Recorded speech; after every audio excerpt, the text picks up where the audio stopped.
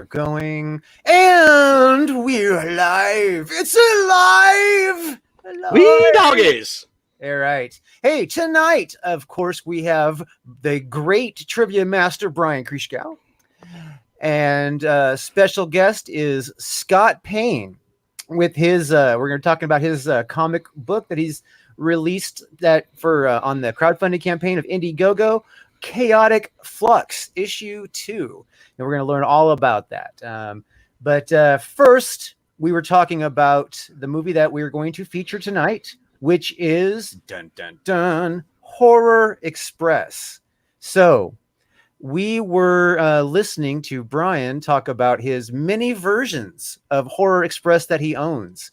And please continue, Brian. Okay, Horror Express, also known as Panic on the Trans-Siberian Express, 1972, I believe a Spanish, English, Italian co-production, international cast. Anyway, it's in the public domain. And being that it's in the public domain, when it was available on VHS, it was very, very hard to find a definitive version. Because I own at least 5, and I think there must have been at least 10 out. Because, like with Night of the Living Dead, if you had these like chintzy little video companies, they realized that they could put these movies out and make a buck off them because they were in the public domain. So they weren't taking the tapes like from the original negatives the way that they do now with like Blu-rays and DVDs.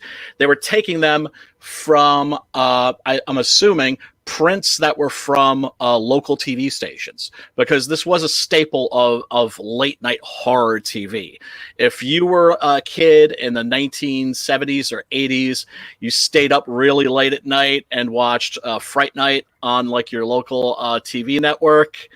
This was on for sure. Midnight movies. It ran from it was triple feature, ran from midnight to 6 a.m. Mm-hmm. Yep. Yeah. All night monster movie marathons. They made me the man that I am today. Whenever I think I'm losing my mind, I always think like, oh God, like all those like late night movie, like, oh yeah, that's monster movie marathons. They finally caught up with me. That's the culprit. Yep. That's what it was. Yeah. I remember watching, Elvira a lot at night. Late. She would be on late at night, like showing, Attack of the Killer Tomatoes and all that crazy stuff. Attack of the Killer Tomatoes. You see, I was deprived as a young man. We didn't have a local horror. New York did not have a horror movie host. Really? That's weird. You think New York would. I know you would, right? But of all places. Of all places. But no Zachary, no Svengoolie, no Elvira, aka Cassandra Peterson, who still looks freaking gorgeous. Oh yeah. For a short time we had this guy called the Creep, who would just like sit in a chair and wear sunglasses, and he was boring as all hell. He wasn't. He was. Let's just say he wasn't a born entertainer like Zachary or Elvira or Svengoolie or any of the other or Joe Bob Briggs, any of the other great horror TV show hosts. There we go.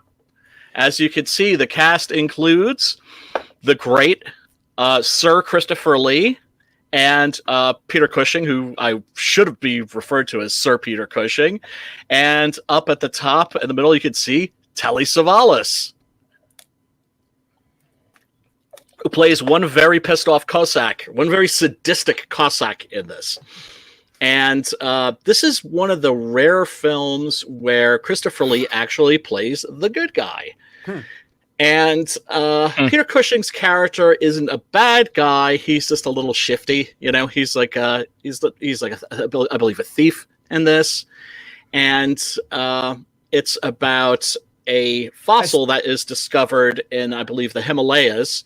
I swear, every time I see Peter Cushing's face, like Van Helsing just smacks my head. I mean, I want to call him Van Helsing. I just want to. I know it's Peter Cushing. I just want to call him Van Helsing. It's just that is the face image of Van Helsing that's burned into my memory forever. Oh, and Christopher Lee, in my opinion, easily the greatest Dracula of all time. And when I think of Dracula, I do think of Christopher Lee. Peter Cushing, of course, they both had very, very busy careers. Christopher Lee only just recently passed away.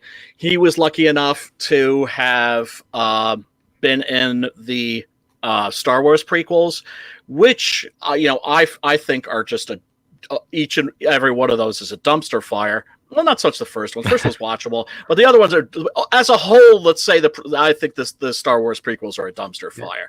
He made a great Count Dooku, though. Yeah. Oh, he was great in everything he was in. So it makes me happy that kids today.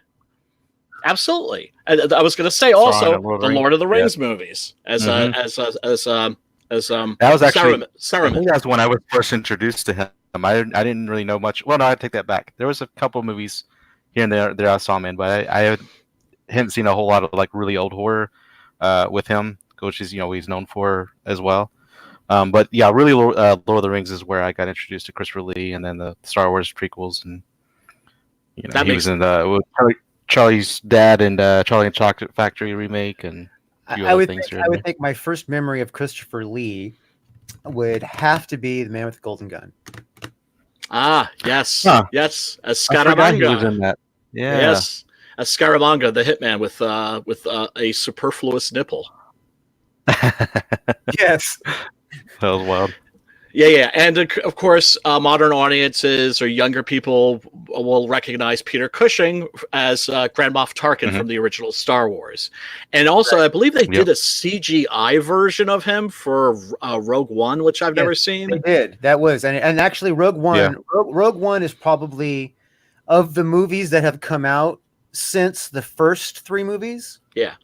Is probably the closest to matching the right feel, theme, attitude from end to end, and I think that's Ron Howard. I think Ron Howard has everything to do with that. I haven't seen it, but it's on my list because people it's just I've been you get burned so many times. Really surprised. It was really good. Yeah, but no, that's I would say out of the new Star Wars movies, that's the best one. Yeah, it's better than the Mandalorian. I would put it up there. Since Return of the Jedi, I still haven't seen the Mandalorian. Yeah, no, it's better than Mandalorian. It's what? Rogue One. Yeah, Rogue One was better than Mandalorian. Yeah. Oh my god! Well, the Mandalorian has two things that bother me in a big fat way. Okay. One is it is a TV show level style scripting. You know what I mean? It's actually style. I would say because it's episodic. Well, yes, but not just because it's episodic. I mean, like a lot of like if you compare writing for TV for writing for film and the two together, they're very distinct from each other. Because if you try to write for film like for TV, the movie's going to be boring as hell. So the fact that the way that they write it for television and they introduce things, because obviously they're setting up for the long game. You know what I mean? Because it's TV. I think that takes away from the individual episodes when they do that, even though it's really well done. I mean, by far it's awesome, but it's not movie format. You know what I mean? It's not, but it's movie quality at least. Well, it's great TV show quality. It's, you know what I mean? If I was to say movie quality, I don't think it's quite there because of the scale that movies require. Well, I mean, you have large-scale films, you have small-scale films. I'm a big fan of low-budget cinema because low-budget cinema it has a tendency to have quirkiness and handmade quality. We're talking Star Wars. Oh no, of course, but still, my God, Baby Yoda's a puppet. No, Baby Yoda is awesome. Let's not get that wrong. To practical effects. And the Mandalorian and practical effects, man. And the introduction of new dialogues and catchphrases. I mean, there's so many great things about this series. I am not putting the series down at all. I'm just saying that if they had done a Mandalorian movie, like the series, but done it like a movie, it would be so much grander and awesome, and there'd be so much more going on from moment to moment to moment. You know what I mean? Oh yeah, in terms of pacing, yeah, Right. I would tend to agree.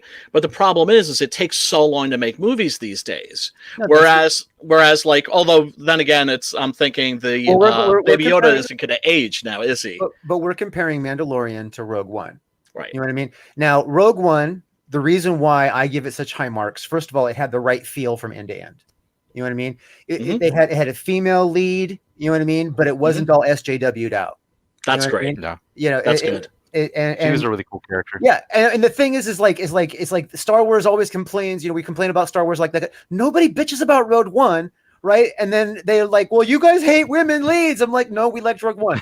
You know what I mean? It's like, well, it's just like, you know, Aliens and the old Terminator movies. Right. We bitch about those. right? You We know? don't complain about aliens. Who ever complained Never. about Sigourney Weaver? Ever? Never. No Never. one. No Not one. one time. No one. Not one time. You know what I mean? But You when the never hear Birds it. of Prey movie bombs, it's not going to be because you can't recognize a single character. Yeah. All the characters are unrecognizable. It's not going to be that. It's going to be toxic masculinity. It's going to be Yeah, well, they're right. gonna try Right. and they're gonna try Right. and I can't get over the costumes for that film. I'm like, these are going to I be the can't easiest cosplay costumes in history. well, they're actually I can't even like recognize a Canary, single you know? character. I They can't didn't- recognize a exactly. single one. Yeah, they didn't do it for cosplay purposes. They, you know, in all reality, they actually, like for instance, the Harley Quinn jumpsuit and stuff like that, it's already for sale in Hot Topic. You know Oh what I yeah, mean? yeah. So And, they're really Spencer's also. so they're Spencer's has them too. they're trying to focus, instead of being cosplay, they're trying to focus on like daily life. You know what I mean, as far Yeah. as the outfitting.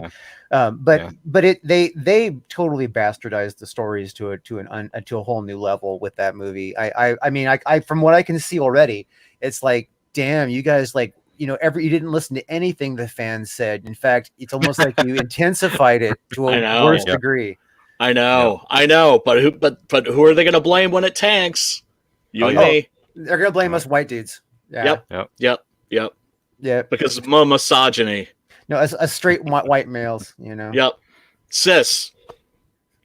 You know that, well. right? You're not straight. You're cis. Whatever that stands for. Fuck that. I fuck chicks. Cisgendered. So whatever, man. I'm fucking Their straight. lingo fascinates me, You man. know, they can suck a Fascinates fart. and baffles me. You know, fuck them and their lingo. They can suck a fart out of my ass and swallow, man. I'm serious. I'm sick of that Cis is a shit. new one. I know. to me. I'm the same way. They You can know? go suck a dead man's You know, dick. I'm sorry. I'm normal. I'm straight. You know what I Yes. mean? Excuse me for, you know, being on the straight. You know, I didn't deviate. I'm not a deviant. I'm straight. You know what I mean? Whatever. You know, it's a lot of people don't understand how that dialogue came about, and it's real obvious to me. I have no problems with people and the way they choose their life. I mean, you want to be gay, you want to be bi, you want to whatever you want to do. I don't give a fuck. Just, you know, don't come at me for how I live mine. You know what I mean? Yeah. No. I am on the love train. You know, I got gay trans peeps. You know, it's Yeah, you know, exactly. I got great friends that are of all whatever. You know what I mean? Yeah. And it's just and all of them know I'm like whatever, you know, I'm me, and it's like, you know, I don't get that kind of crap from them. You know what I mean? And it just blows my mind that there's people out there that because we don't think the way they do, you know, we don't agree, we don't like what they like, we don't want to experience their lifestyle. You know what I mean? That there's something wrong with us. You know, it's like. Yeah, where I draw the line, because you and I disagree a little bit about the whole choice thing, but Everybody should disagree. Everybody should disagree. Absolutely, it's boring when you agree, when people agree on everything. But like when I get offended is when people are like, okay, like what, you won't date a trans woman? I'm like, no, okay, you're transphobic. Right. Now, see, here's the thing. I would What? date. I would consider. I don't know if I would, but I would definitely consider dating a really, really, really hot, completed surgery all the way. You know, like It's still a dude. It's a man. It's a man, baby. Well, I'm not trying to breed with it at that point. You know what I'm saying? I'm saying it's got a vagina and it's got titties. And, you know what I mean? But it's not everyone that would, you know what I mean? Because if it still looked masculine, if it still had the broad square shoulders and all those kind of things, Adam's apple, all that kind of stuff.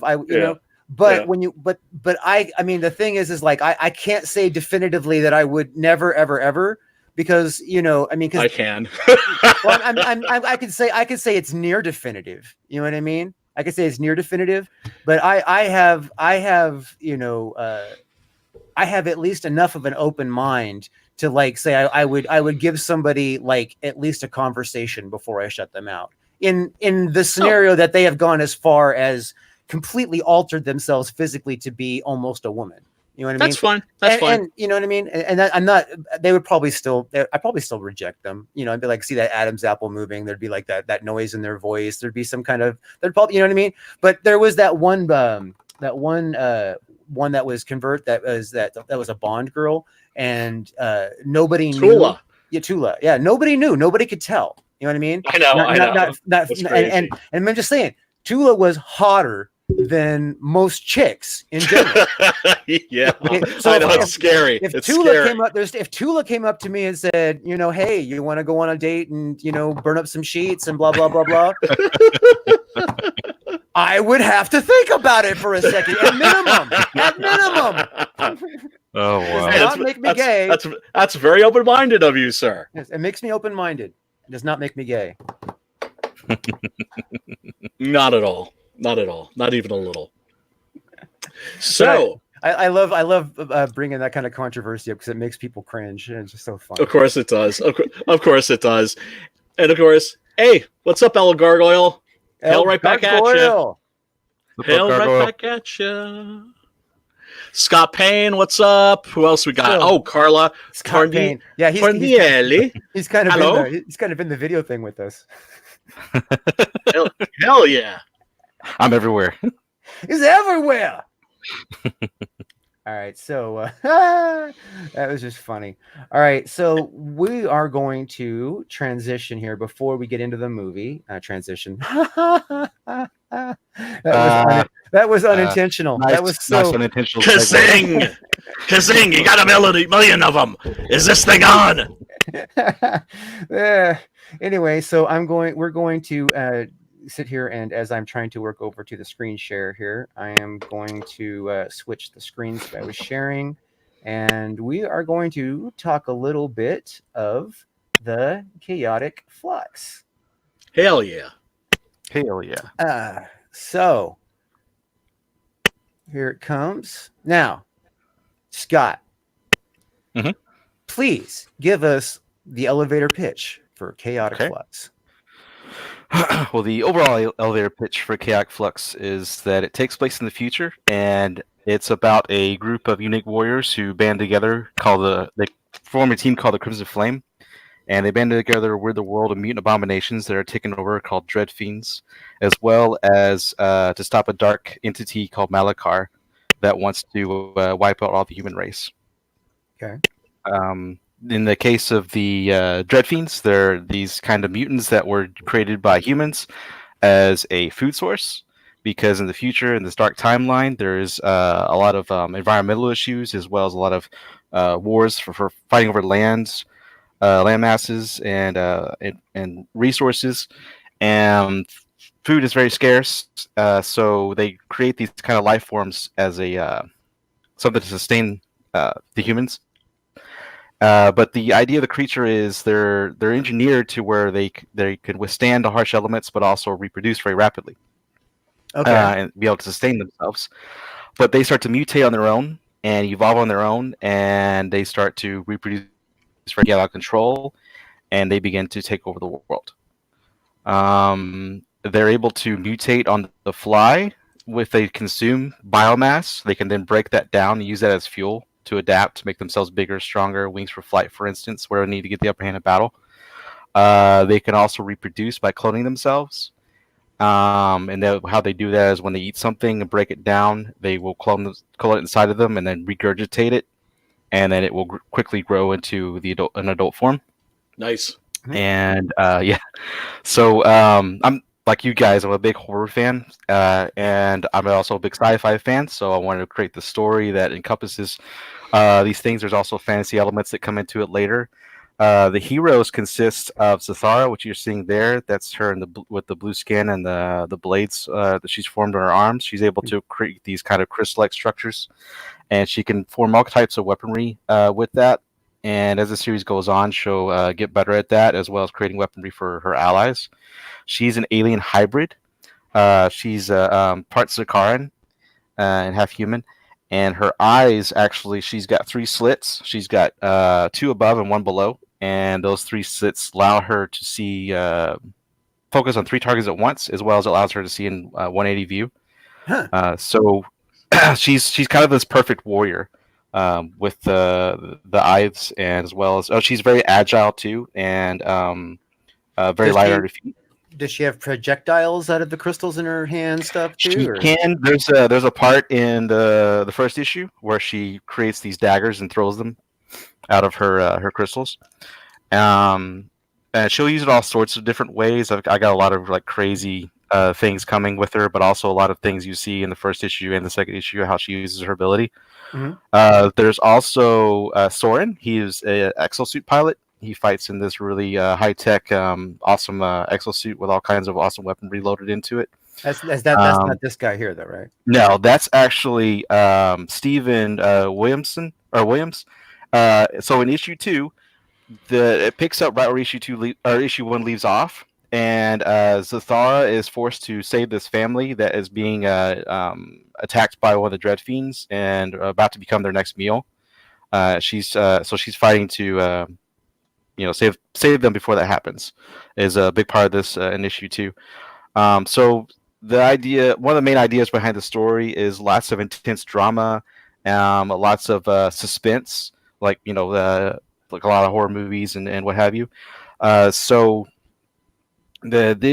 from issue 1 and even in issue 2, it hits the ground running and it just keeps going. I've designed the book to be very suspenseful, very action-packed. But then there's also a lot of backstory, a lot of deep lore as well, a lot of world building. Another character that's on the heroes is Strife, who is a big transforming AI mecha who turns all sorts of things. He can actually self-engineer. So as long as he has the material to do it, he can create whatever he wants out of different metals and what have you, different weaponry and things. He can also turn into different vehicles. So he turns into a ship mode to transport the team around in, for instance. A little later comes Gareth, who's a huge 8-foot-tall swordsman with a giant transforming sword, as well as... Is he one of these pictures? No, he's not in the book yet. We haven't designed his character yet. He's coming a little later. Issue 1 and 2 focuses mainly on Zathara. Actually, all issue 2 focuses on her. But you do get to see a little bit of Soren and Strife in issue 1.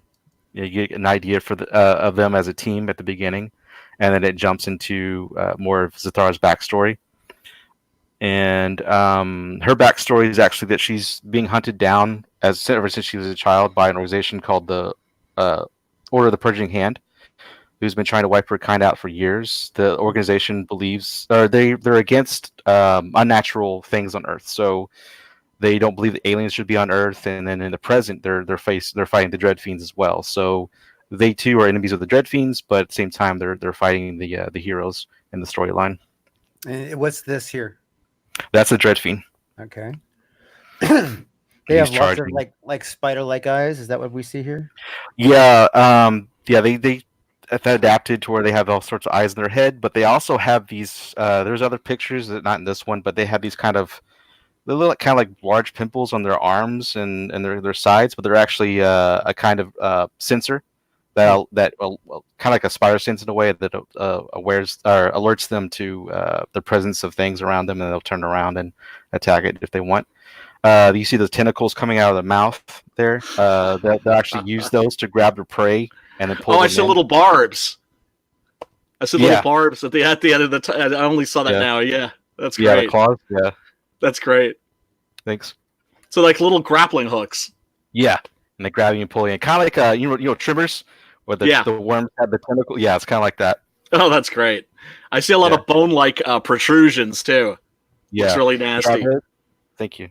Yeah, they will use bone structures as like armor, but also kind of like an enhanced weaponry in a way, like how they have the claws there. But there's stuff that comes later in the series where they use it as kind of like blades on them and that sort of thing. This version of the Dreadfiend you're seeing here, he's evolved a little from the first issue. He's now got these huge bone claws on his back that he can use as both to attack with and for defensive abilities or capabilities.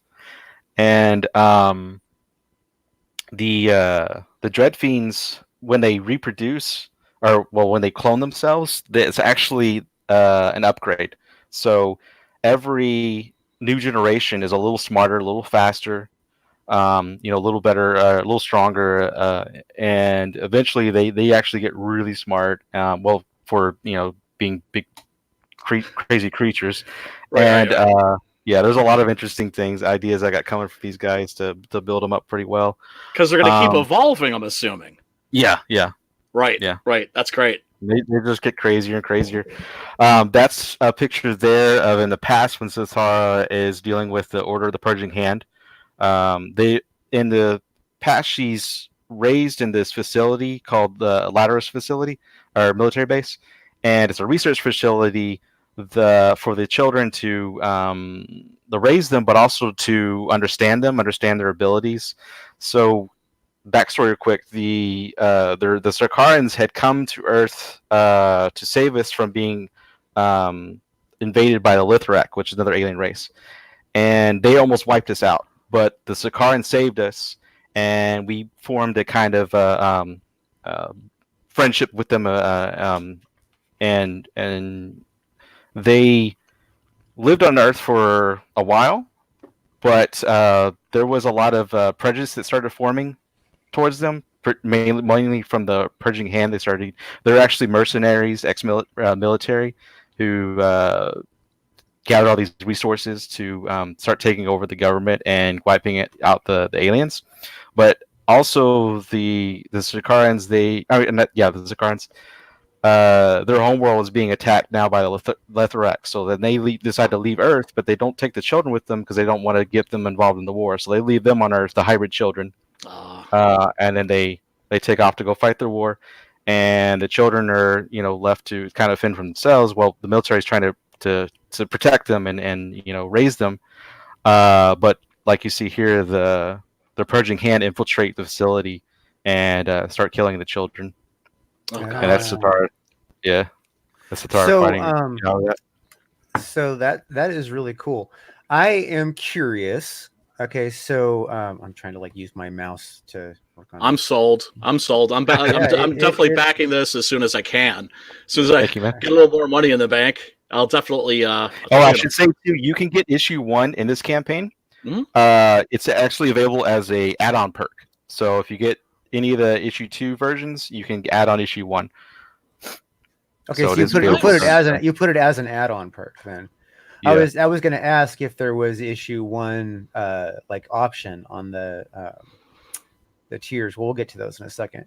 So let's see. Look at the rest of these pictures real fast here. I like to flip through here. Art is wonderful. Did you illustrate this? No, I just wrote it and created it. But Brian Bolando is my my illustrator. He's very talented. It's a beautiful looking book. So, why did you put all the illustrations in the top area and not throughout the page? Actually, I didn't. I don't know why it's not loading for you. Let me jump to it real quick on my computer and see if there's something going on. Hold on, let me refresh it. Maybe that's just it. How long is your? There we go. How long has your campaign been going? We're on day 19 left of the campaign, so 30. It started at 30 days. Damn! We got to get you there, brother. Yeah, you got a little ways to go. Okay, all right. Well, let's circle the wagons. All right. Seriously, man. Well, let's watch your little clip here. Okay. Wait, did I hold on? Did I share the sound? I probably didn't. Hold on. You bastard. I know, I do that. On purpose. Well, I remember you don't have any dialogue anyway, so we can just talk over it. So just tell us what's going on here. So yeah, here it's just introducing the people, announcing all the people involved. Some shots of the first issue. Yeah. Good imagery. Very. Thank you. Looks blood soaked. Yeah, it is a fairly violent storyline. I love gore and violence, so the dread fiends get crazy, so eating people and everything. They look like they could do a lot of damage. Yeah, I have a horror comic idea that I've been sitting on for a long time. I can't wait to do because it's gonna be next level, like gory. I mean, just like the most outrageous, horrifying things I can think of are gonna happen in that book. Yeah, I'm all jealous because I'm one of the few CG creators that doesn't have a monster book. And all these people that have these monster books, I'm like, damn you, MFer. But I have a couple of projects too that are monster oriented, and if Six Gun continues to be a success, I definitely want to explore those. Is this the cover? Yeah, it's the cover for issue 2. Oh, it's wonderful, dynamic. Beautiful. Yes, I like it. Now these are the crystal hands she's turned into like a sickle, right? Yeah, she's made this kind of axe blade that she's coming down on with. Nice. And I'm assuming she had a really unhappy childhood and a lot of unresolved issues. Definitely. Yeah. Is that a mock barcode or is that the real one?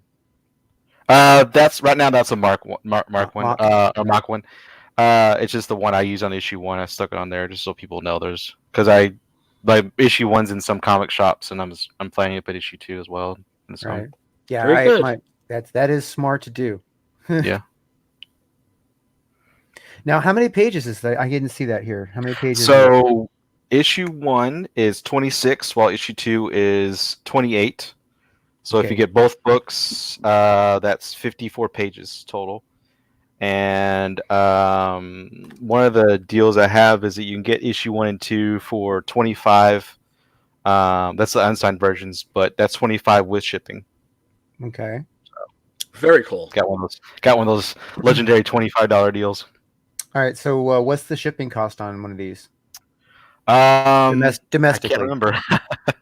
My wife does all the figuring on that, and then she likely excuse. Blame the wife. Blame the wife. That's what they're for. Yeah. That and making you a sandwich. You're horrible. I'm a horrible man. And I thought I was the sexist. Hey man, if I'm telling you, if SJWs ever put me on trial for being like misogyny, you know who I'm going to get to defend me? I'm going to get my ex-girlfriends. Yeah. And they'll have a lot to say about me, but if it comes to being like a sexist or a woman hater, they'll be like, oh no. I deny being a misogynist. I do not hate women. A chauvinist, sexist, I cannot fight those. Misogynist, definitely not. Definitely, man. Look, I know people who hate the opposite sex. They all have one thing in common. They're miserable MFers. Miserable people. How can you hate half the human race? That's got to take a lot of work. But anyway, we are looking at Scott's very, very nice looking project. I love the art. I love the concept. I did warn you, Scott, how it was going to go, right? Well, I mean, come on. It's not like he's in like war campaign or something like that. Yeah. Because those dudes will just straight up haze you.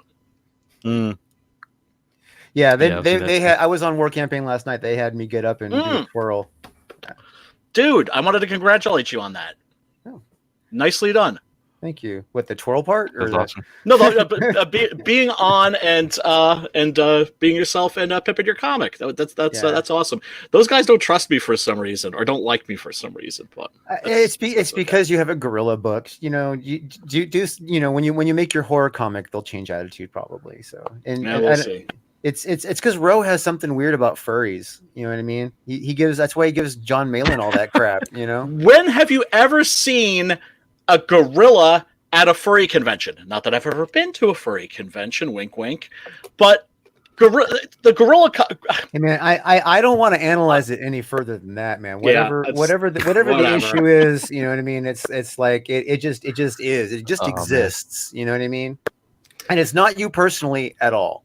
You know what I mean. I'm whatever. It's not you at all. So whatever.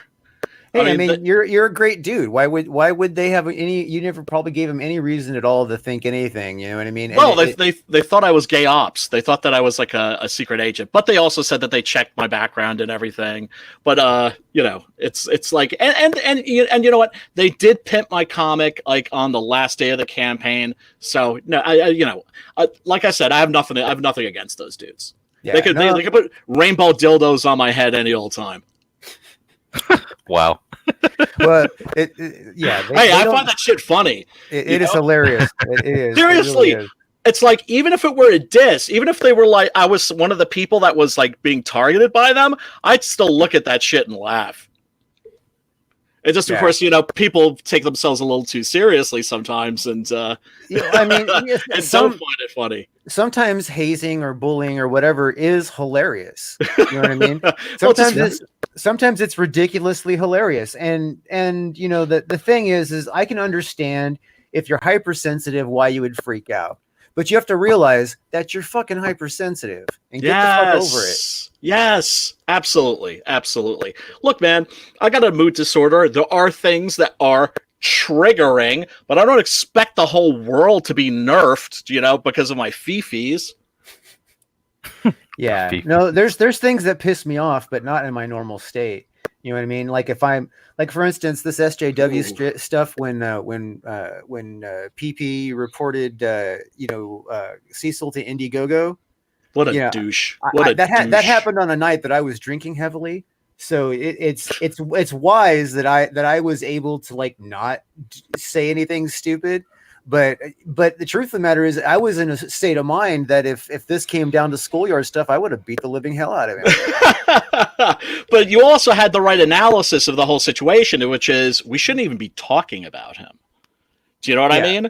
Yeah, and I'm hoping that CG in the future. That analysis came the next day. You know, with the sober mind. Yeah, you know what I mean. Yeah. Because with an unsober mind, I was ready to like find him in a back alley somewhere. In fact, I think I might have even him up a little. I might have even tweeted that. It's like, how do I find this guy in a back alley? You know what I mean? It's like, oh, wow. Well, I mean, just Cecil's just like the most likable dude, you know. It's just like, how could anybody beef with Cecil? No, that it's just it was just pawn scum low. You know what I mean? I agree. I agree. And again, I was inebriated. So I was not thinking with a sober mind, and usually when I'm in that state of mind, that is the worst time to mess with me because I tend to get to that fuck or fight mode. You know what I mean? So it's like if I'm not fucking, don't fuck with me because I'll fight. Understood, man. We'll remember that when we're hanging out pounding beers with you at CG Con. No, beer won't do it. It's got to be whiskey or I love me some whiskey. Yeah, or it does happen when sometimes I've noticed with a lot of champagne or a lot of wine. You know what I mean? But it's got to be a lot. Like I'll have to drink a whole bottle of wine to get to that point. Right. But one glass of whiskey. We'll and it's not that I'm not drunk at that whiskey. It's just something about whiskey. I think it's because I used to be my drink of choice, and it, and the fire water aspect of it or something. I don't know. It gets your blood boiling, man. Yeah. Yeah, whiskey always made me feel mellow. Most of my friends that like would get into trouble would drink tequila.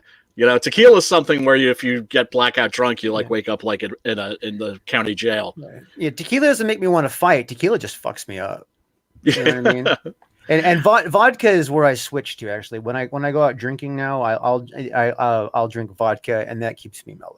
You know, I don't get like, but if I drink whiskey, even one glass will get me to that like cocky attitude, and then the second glass will get me to across the line to where I'm like talking and basically hitting on every woman that's like decent looking, and then you become incorrigible, eh? And that usually irritates their boyfriends or husbands. Which sometimes leads to a fight. Yowza. By the way, beautiful looking page here. It is. That is a very nice splash. Thank you. So, how many days you got left in the campaign? 19. 19 right now. Okay, all right. Like I said, time to circle the wagons. Yep. Drew, Yes, sir. if it's not a bother, could you put a link to the campaign in the chat? I can. There is one in the description already, but I shall put one in the chat. Let's Okay, see here. thank you.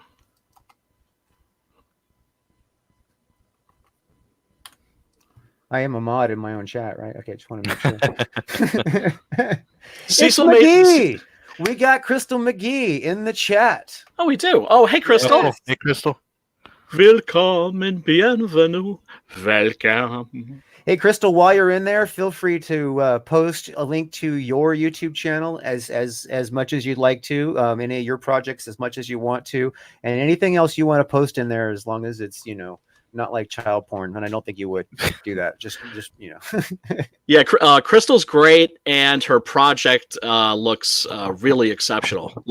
It doesn't look like any other book that's out there right now, CG or otherwise. I agree. And let's see, that's a pretty good looking action shot right there. The art looks fantastic. The concept is interesting. The characters sounded, especially the lead character, sounds really interesting. Monsters galore. And yeah, no, I'm definitely gonna back this. This is very, very sweet looking. It is a very beautiful book. The art, I'm trying to the artwork reminds me of something, and I can't place it. Yeah, it does seem sort of familiar too, although I can't tell if it's the artwork or if it's the coloring. Good colorist too, by the way. The colorist is Brian McNahee, which he did Ravage, Ravage Kill All Women or Kill All Men, which Nice. was a big CG book. Nice. It's very it looks wonderful. Have you been on Antonio Bryce's channel yet? Yes, I have a couple times actually. Okay, good. Yeah, Cool. He's a great guy. Yeah. Oh, I love that dude. Dude. Yeah, Antonio's awesome. Yeah, he is. One of the people that makes CG special. He's always hip to have people on and pimp their projects. Did you listen to his latest sexy talk? No. Has he embraced the mantle of sexual chocolate finally? You need to go to his Twitter and go through his timeline and snap up the link to the podcast and listen and make your own assessment. Oh, because he's got a deep voice. He could be the next Barry White. We all know the ladies love Barry White. Barry White, yeah. Seriously, Barry White Records, greatest aphrodisiac in history. Yeah, I actually have some Barry White on my phone, but I can't play it because of copyright infringement crap. But yeah, Right. Love Barry White. Yeah. Oh yeah. Oh baby. This is beautiful. You got a lot of content on here. Yeah, you sure do. Yeah. 2 issues completed so far? Issue 1 is complete and out, and then issue 2 is halfway complete. Who's Wonderful. this dude here? Looks kind of like a. That's Strife. Yeah, that's who's Strife? the AI mecha that I was telling you about. That can if you see up there's a ship mode he was in, and he's transforming there and dropping off the other 2 team members, and then there he is in robot mode afterwards. So it's kind of like the MI armor and Starship Troopers, not the movies, the novel, but tricked out to where he can change into a plane and then into a knight style figure. Now, is it armor or is that an actual? Yes, it is an AI. So it's it's a robot. Right, okay. Yeah. Gotcha. Yeah. Okay, because when you said mecha, I was thinking of the Japanese genre, which are usually giant robots that are piloted by people. Yeah, like Voltron, right? Yes. Yeah. Very cool. Very cool. Thanks. Yeah. So these guys are more like Transformers, but right, rather than Gundams. That guy is. Yeah, guy is. He is. Who's this red dude right here? So that's Soren. That's the leader of the Crimson Flame. We'll get a lot more of him later on, but right now for the first few issues, we're focused on Zensar, like I was saying earlier.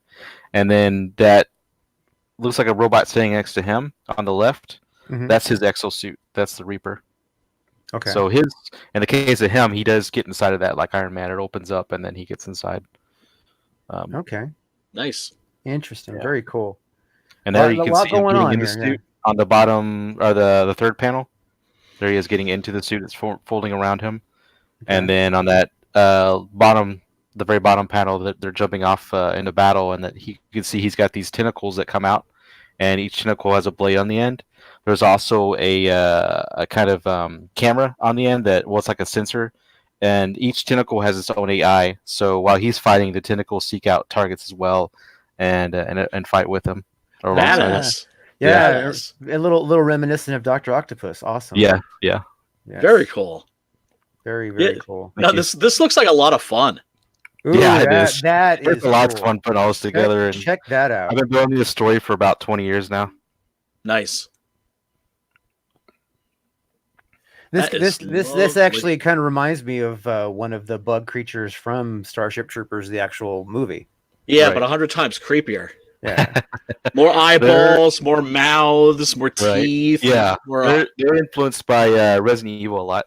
These guys, the Resident Wow. Evil creatures. Yeah, Okay. they look fantastic. I mean, they look demonic. yeah. I when my artist and I were designing these guys, I gave him part of my character design process is I go on Pinterest and other art sites and look for imagery that's similar to what I'm going for.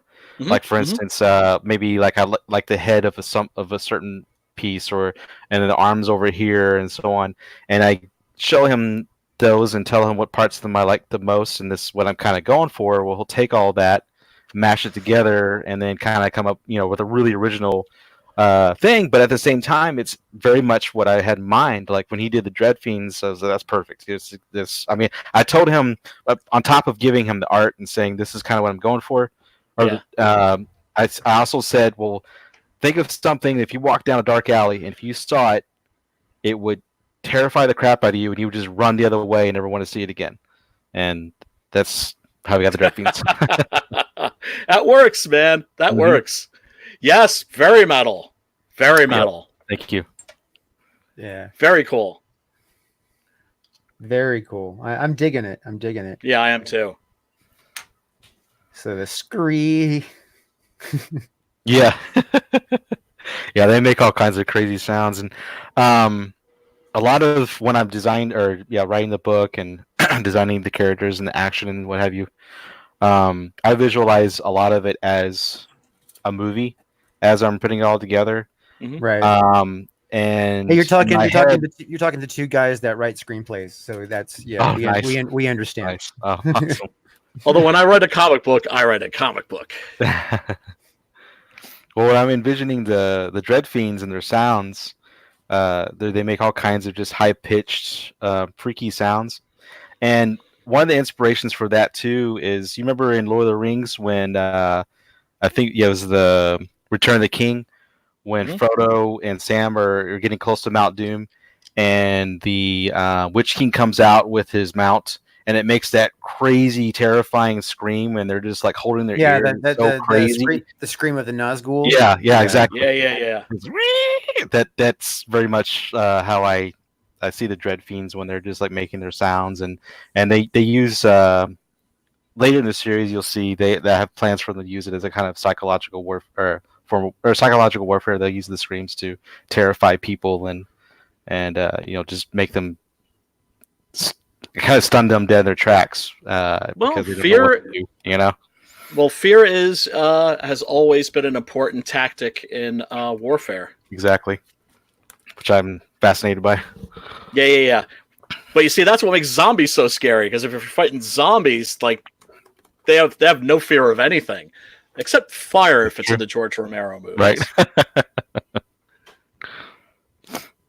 Yeah, that's one of the things I love about a lot of those zombie movies. They just keep coming. There's everything you try, they won't stop. Oh, but Lucio.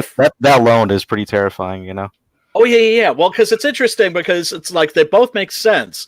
That a zombie would be afraid of fire makes sense because it's like, oh, it's like even an animal. It's like the reptile brain is still working. So of course they would go, right? But then you have the Lucio Fulci zombies, and they'll walk right through fire because they have no sense of self-preservation. Right. And could be scarier than like a horde of burning zombies coming at you. Exactly. You know, that scene in Beastmaster when they light the moat on fire and then all the Huns come through it anyway. Yeah. That, and they're just like on fire themselves and they don't care. Don't give a fuck. Yeah, like berserkers. And they're just still coming. That was one of those few scenes that haunted me, man. That one haunted me for a while. We got Sim in the audience. Sim has joined Sim, us. what's up, Simon? I actually met Don Coscarelli, the director of Beastmaster and the Phantasm movies and all that stuff. What a sweetheart, man! Really, really nice guy. They had a screening of Phantasm at the Alamo Drafthouse out here, and he was signing books. He just put out a book called True Indie about being an indie filmmaker, and he stayed. There was a long line. He stayed and signed it. Every book was very, very cool guy. Yeah. Hey, Sim, awesome. I gave you a wrench. If you want to post a link to Blood Hunt, brother, go ahead, man. Feel free. Oh, and I gave him copies of Six Gun Gorilla, and he was delighted. That's awesome. He was like, "Oh, cool! I got something to read on the ride home." Awesome.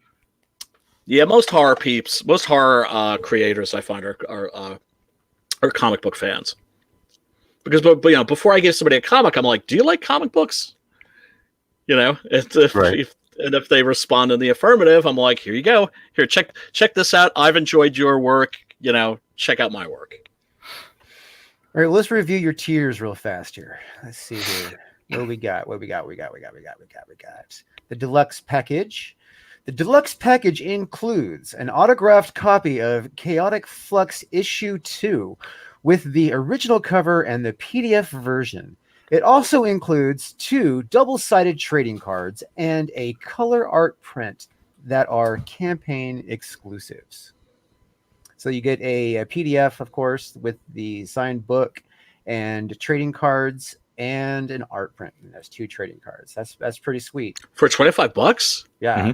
That's got to be one of the best deals in indie comics right now, or CG for sure. Thank you. That makes me feel good. But the art print will be of the cover, actually. Okay. The cover art. Without all the logo and everything, it'll just be the cover What art. size will it be? I think it was 10 by 6. Yeah, that makes shipping easier to make about the same size. Basically the same size as the comic, right? Yeah, and it's mostly because of shipping, keeping the shipping down. I gotcha. Nice. As you guys know, shipping gets crazy with comic book creating. It can. Thank goodness for media mail. I think I have mastered my shipping model, and I was successful with it before I launched because I just price checked ahead of time. Mm-hmm. But there are things that like a rolled poster would, if you can't get into one of the default flat shipping containers, mm-hmm. It does get excessive. The trick that I have found about pricing out a campaign is just knowing what it's going to cost to ship all your stuff. You know what I mean? Before you put it in your campaign. These guys that throw all this random crap in afterwards, mm-hmm. you know what I mean? And that wasn't mixed into the tier pricing for shipping. I mm-hmm. don't know how they do that crazy stuff. Because I could not afford to to all of a sudden send everybody a toy. Although I do set my shipping and handling a little bit higher than normal to cover that kind of stuff in case the campaign goes to stretch goals. You know what I mean? Right. So I do model that in, right? So then if it doesn't go to stretch goals, then I get a little bit more money for each tier because of the shipping and handling. But if it does go to stretch goals, the extra cost for shipping, you know what I mean, is set up in there. So very, very nice. Yeah. that's a little piece of information for anybody who's got a future campaign coming up and they need to understand ways to approach shipping to not fuck yourself over. Most definitely. Yeah, and I actually spent all the time figuring that out because Vinny warned me. Well, Vinny's the shit, man. I love that guy. Yeah, I was on a show a few days ago. He's awesome. Yeah, he's somebody that we see. That's what makes this this particular creators community so special. Everybody's just trying to help each other out, and there's just so many just genuinely just kind souls. You know, and I think it's because we're all passionate. We're all passionate about comics, or at least most of us. At least most of us are. You know, I'm sure there's some people that are just like, "Oh, I'm going to make a Netflix series with this," you know. But right. I think most of us are there just to make kick-ass comics.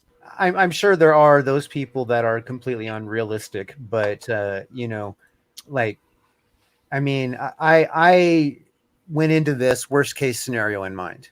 You know what I mean? This and I almost experienced it. You know what I mean? Oh wow! You know, yeah. You made it though. Well, I am able to keep it going. You know what I mean? And that was my worst case scenario, is to struggle step to step. You know what I mean? And keep it going. And that is what I'm doing. I am able to keep it going, and you know, I slowly expanding. I'm still selling. I got the next book coming out. You know what I mean? I have a game plan, you know what I mean, to approach it. I got a new, you know, crowdfunding model that no one's tried yet that I'm going to try. Hopefully it'll be successful. You know, and we'll see.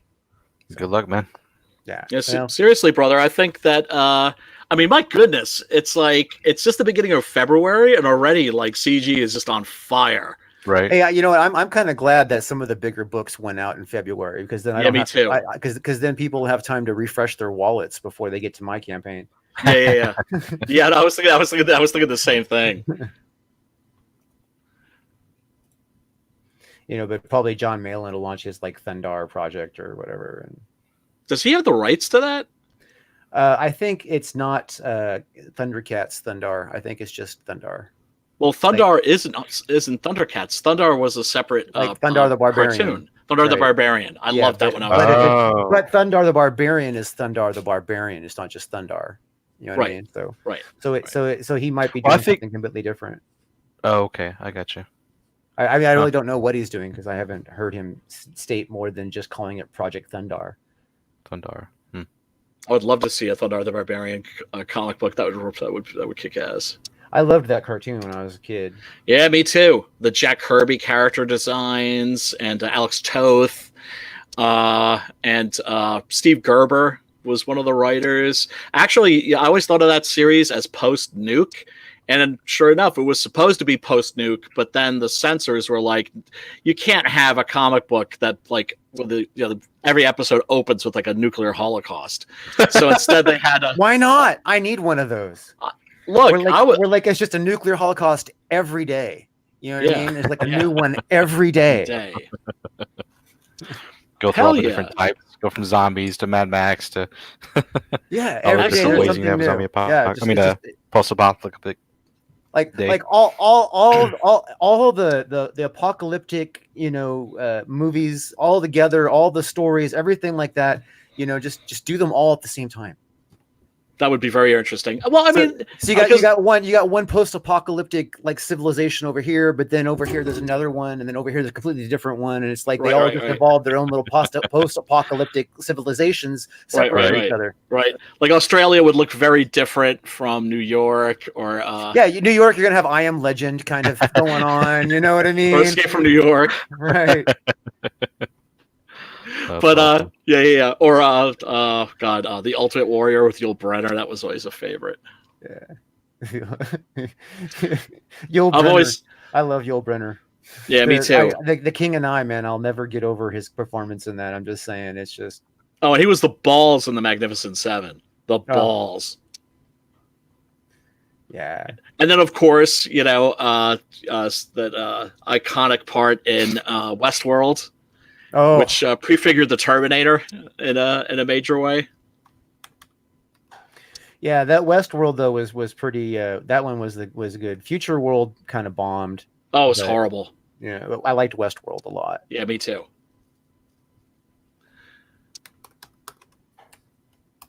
So let's see here. I'm sorry, I got distracted. That happens to me all the time. That's All right, okay. so, My brain's just like. So you have the autographed version for $15, Mhm. and the metallic cover. You're gonna go with the metallic cover, huh? Awesome. Yep. For $20. Yeah, we did on the first one, and it turned out great. Actually the metallic sold really well. So far, it's just okay with this one, but we'll see. We still got time. But so I decided to do it again on this one. I'm a big fan of metallic covers, so I thought, why not? But it's interesting because I mean, I like metallic covers, but I'm not like a big alternate cover guy. Mhm. But it seems like, boy, there's a lot of alternate cover folks out there, and they just which is fine, which is great, and we all have our obsessions. You know what I mean? Yes. Like I may have something close to 10 different Millennium Falcons surrounding me right now. Yeah. Nice. And that's kind of like my obsession. The Millennium Falcon and Han Solo and Chewbacca were kind of like my obsession ever since I was a little child. So yeah, so I can reach out in probably 10 different directions and pull out a Millennium Falcon. I'm gonna no matter where I look in this room, there's a portrait picture of Barbara Steele. Like, hey Babs. What's up, Babs? Hey, Babs. Nice. She's wherever I go. It's a little stalkerish, I won't deny. It's a wee bit, yes. Okay, so we got the Metallic Deluxe package, which is PDF, metallic cover signed, the metallic trading cards. Oh, you're doing metallic trading cards too, and a metallic art print. Mm-hmm. Very cool. Metallic. Thank you. It's a lot of stuff, man. That's a lot of stuff that you're putting in for a very reasonable price. Very reasonable. Now, both covers, that's the metallic cover and the regular non-metallic. Mm-hmm. Now, are they different artwork designs, or are they the same? No, they're going to be the same. It just one's metallic and one's not. Okay. And then the collector's package, which is the PDF, signed book, the metallic cover signed, trading cards, art print, metallic trading cards. So this is just the whole works. Yep.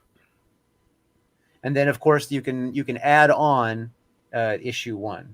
Now, is issue 1 metallics, any of that kind of stuff? No, it's just gonna be the metallic cover was just for the campaign on that one, so not available in this one.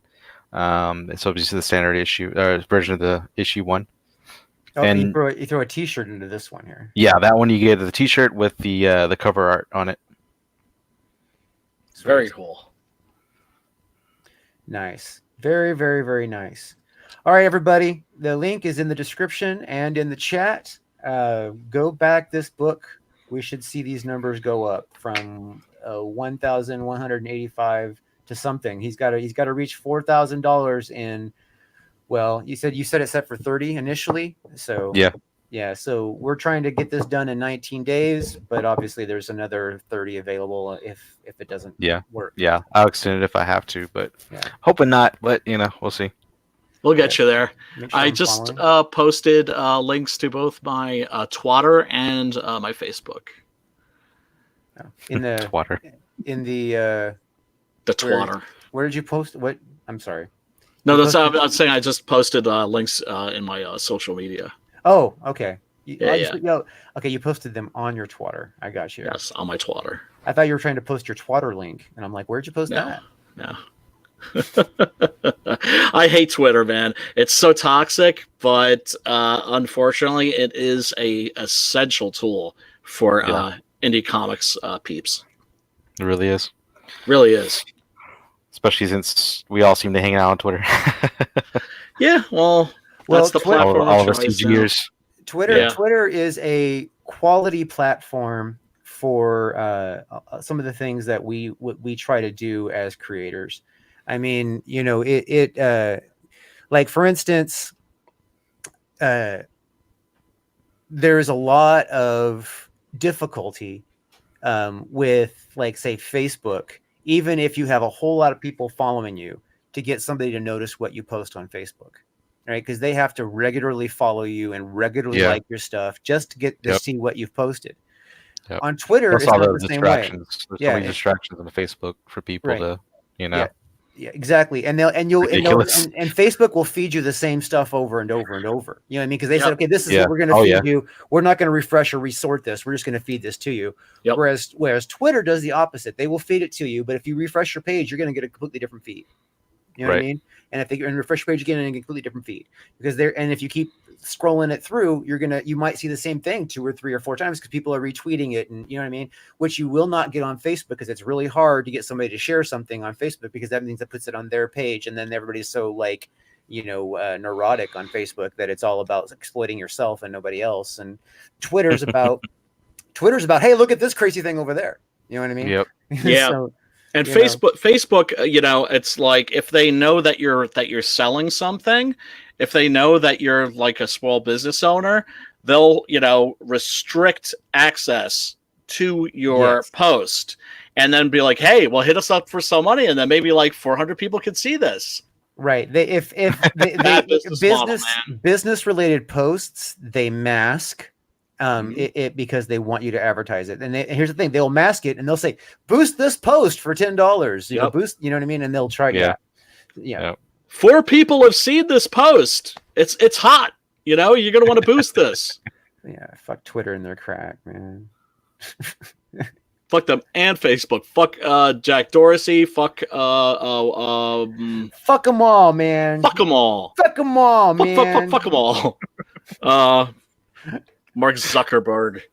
Oh yeah, there is. All right. It's Zucker Mike. Got a nice little filler thing we're gonna do here before we go right to our movie talk.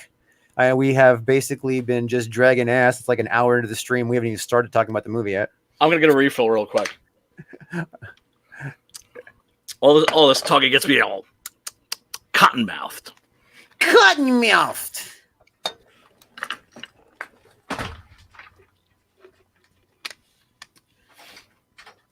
Refill. See, he just bring water. You know what I mean? Just have a big jug sitting by him. Right.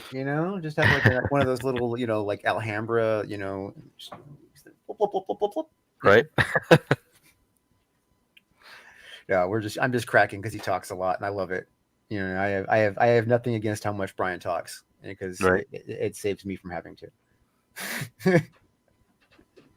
But he actually is filled with a lot of useful information. Very rarely does Brian say anything that's not worth listening to. So that is a good thing. And I wouldn't probably be saying this if he wasn't here. I won't tell him. I won't tell him what you said. As soon as he comes back, you gotta insult him. He'll have to come back and watch the stream to hear the compliments. Yeah. Right.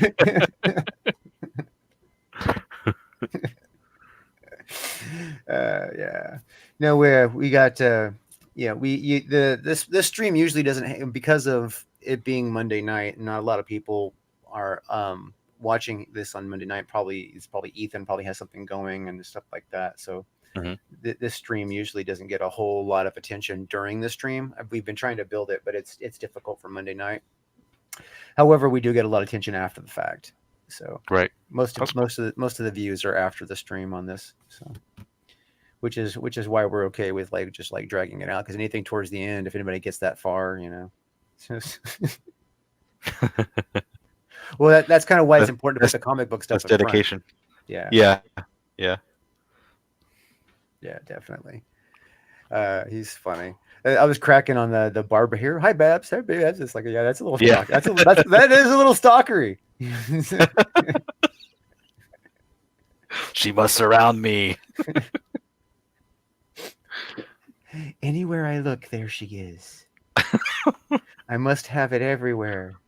Right. He's got a picture of her above his bed, so it's the last thing he sees at night before he falls asleep. Yeah, I used to have a picture of Heather Locklear like that above my bed. Nice. Yeah. Uh-huh. Yeah. I got teased, The whole like, why is that above your bed? What are you doing? With Right. it? You know what I mean? That kind of stuff. So. Yeah, I did too. I had lots of girls in my room when I was a teenager, hanging up and cut out like Maxim magazines and stuff, and then I have girlfriends over and they tease me about it. Yeah, exactly. I would get teasing from all kinds of different sources. Like my buddies would tease me, girls would come over and tease me. You know, I would have like I did theater in high school, and so I would have like people that would be rehearsing scenes. They'd come over, and and that would just like be like the subject of fodder. You know what I mean? So, yeah, pretty crazy times. So Brian's taking forever. He's got to milk that cow.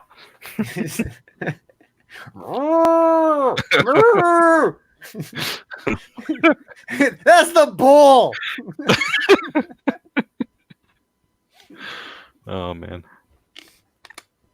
Oh man. That would be like probably the worst thing to ever happen to somebody, is they're like, milking the bull by mistake. That would be really, it's like, oops. All right. We waited Something's wrong for with you. this milk. It's already turned. Something's wrong with this milk.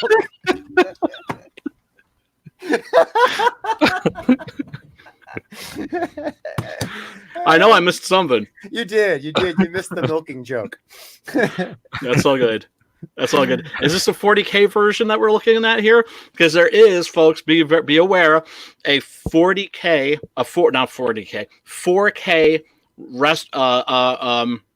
restoration. That actually on YouTube, free of charge. Watch the entire movie. That's the one I have, but that's not what we're watching first. Okay. We're watching this first. This is what I was going to play before the that you had not seen yet before the stream, but so I figured we just have a little filler before the movie. Entertain anybody that gets in there. Give me an excuse to throw this out there again. This is a music video that I basically produced on a near zero budget. Everything was either donated, or, you know what I mean, or like in trade for advertising. So yeah, nice.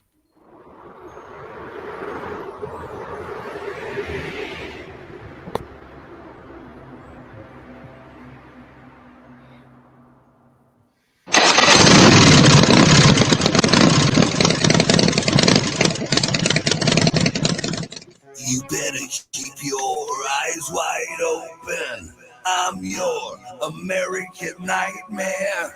I wanna lead you down the road to ruin. I'm your American nightmare. oh.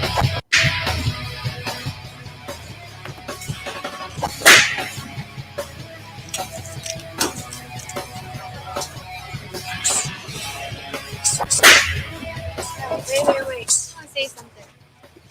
I'm watching you tonight, all right? You keep it clean. All these people out here, don't listen to them. If you're getting riled up, no. Stay in control. Sledge. Fight's off. What do you mean the fight's Fight's off. What do you mean Fight's the off. fight's He off? broke his arm. He broke his arm. He did? You're real lucky, boy. Whatever, You're real dog. lucky. Whatever, dude. Yeah, right. When Dude. it's healed, you can come and get some. if you I want will, some. dog. Yeah. Wrap it up, Sledge. Done. No. So what you're gonna do? You're gonna go out there and you're gonna find me somebody to fight. Turn your ass around and go find me somebody. Find yourself.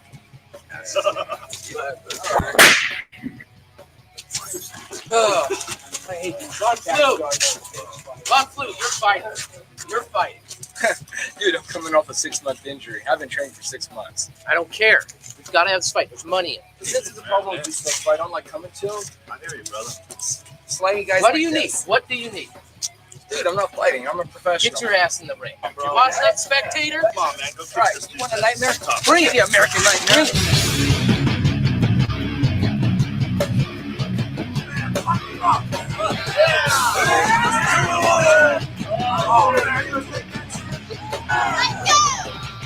Can't take it with you when you're dead and gone. You better live it up and like tomorrow never comes. Just ain't nobody down the west of the wild ain't gonna get you to heaven or out of this hell. With my money, my whiskey, your gasoline. Don't need your bullshit to get me through this. I'm a killing machine. You better keep your eyes wide open. I'm your American nightmare. I wanna lead you down the road to ruin. I'm your American nightmare, yeah.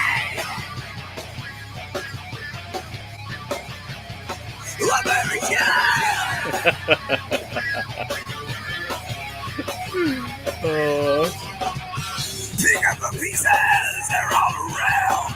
You rush away in haste. Scream my name so far away. I know you can't complain. Where my money, my whiskey, your diamond ring. Don't need your bullshit to get me through this. I'm a killing machine, alright, yeah. You better keep your eyes wide open. I'm your American nightmare. I wanna lead you down the road to ruin. I'm your American nightmare. I'm yours. I'm yours. I'm yours. I'm yours. I'm yours. I'm yours.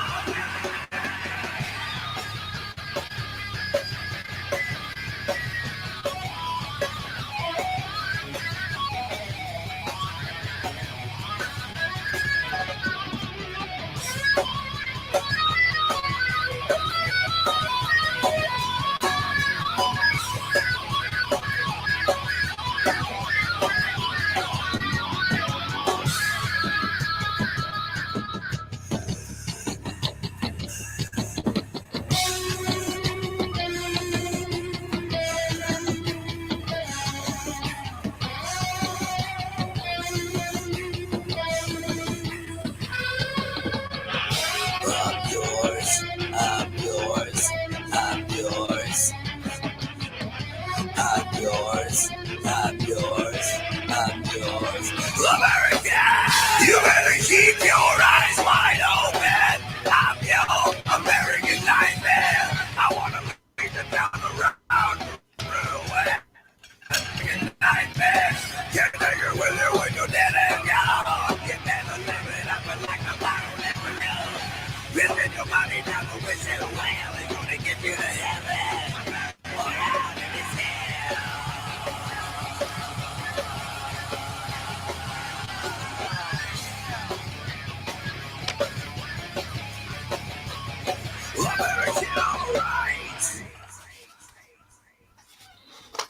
Marinated in toxic masculinity.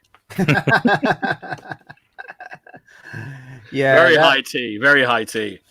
that was a lot of fun, though. Oh, I can imagine. Did you shoot that? Yeah, I shot it and edited it and basically came up with the concept for the video and all that kind of stuff. Very cool. Very cool. Very cool. Those fighters are they genuine MMA peeps? Yeah, Jason Von Flew was on the first season of Ultimate Fighter. Oh wow. Yeah. So yes, they're real fighters. Wow. Huh, that's cool. I mean, MMA is, I can respect those cats, but man, I can't watch it. It's too brutal for me. I love it. That's fine. I'm not saying there's anything wrong with people that do dig it. It's just, oh man, it's just a little too brutal for me. Right. So there we go. Horror Express. Gotta dig the theme here. Check it out.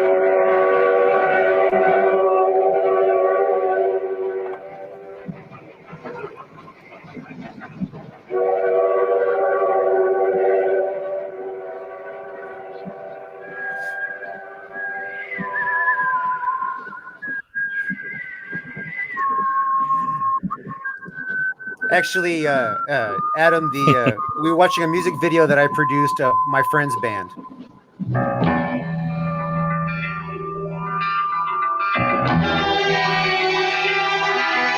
Seriously, if these opening credits don't convince you folks to check this out, Right? I can't do nothing for you. I love the old music.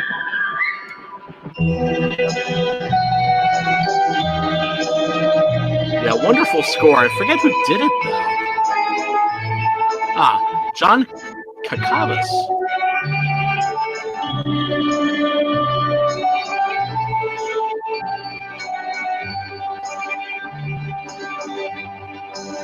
Interesting, mostly a TV composer.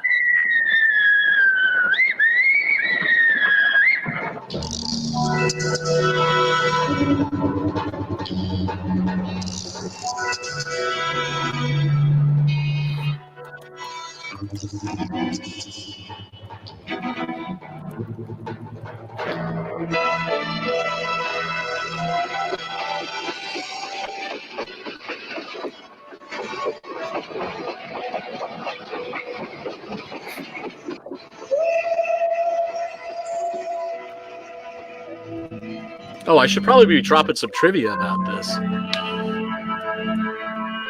Yeah, that's usually what happens during the credits. Yes, sorry about that. I told you my brain's not working properly today. Okay, so this is 1971 when this was shot. Peter Cushing's wife had just died, and he was left completely devastated. He had agreed to do this film, but was going to bow out because, he was just grief-stricken over the death of his wife. His friend, Christopher Lee, told him, look, dude, you agreed to do this film. So what are you going to do? You're going to go back on your word? And it was his way of getting Cushing to stay busy and to be close to one of his best friends. That befell the Society's expedition in Manchuria. As the leader of the expedition, I must accept responsibility for its ending in disaster. But I will leave to the judgment of the honorable members the decision as to where the blame for the catastrophe lies. Seriously, man, I don't want to talk over Sir Christopher Lee. Right. What a marvelous voice. Such a marvelous face. Such a marvelous actor. He always had an aura of authority about him.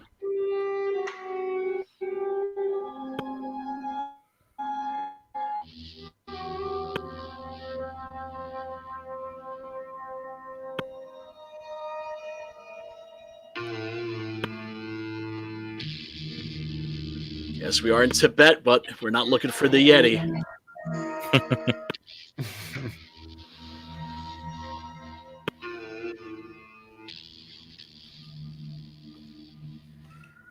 Now, to save the audience from having to watch the whole movie, we will skip ahead. Oh, sure, but you're going to want to hang here for a second because here's the big discovery.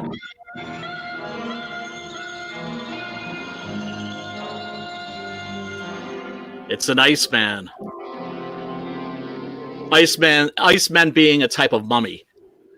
Except this is a ice mummy of a not a human, but a pre-human, like a Cro-Magnon man or Australopithecus. Which is to say one of our evolutionary ancestors.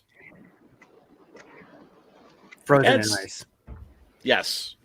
Although, of course, what happens when people find a monster in ice? Usually the ice melts. And the monster comes back to life, and that's exactly what happens in this, except the monster isn't what you think it is. So should we skip ahead here? Absolutely. You can. What are we looking for? This is the scene where all the characters are introduced and they're boarding the train. I think you're going to want to get to the first murder. No, I'm sorry, the second murder, which is I think about 20 minutes in. The HD on this is really nice. Stunning. Yeah, it really is. Stunning. And you have to understand that this was a movie that for decades you could only get Who's Rasputin here? A lot of people mistakenly think that that's Paul Naschy, the famous Spanish horror film actor, but it's not. It's Alberto de Mendoza. That's a cool name. It is. And he is unforgettable in this. It's a really marvelous performance.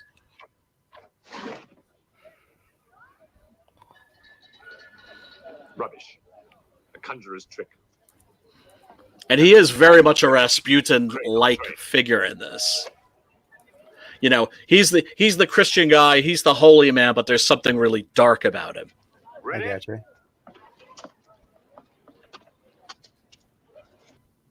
Take a look at what's inside. I'd be very grateful. Ah, yeah, here we go. We'll get a look at the first murder.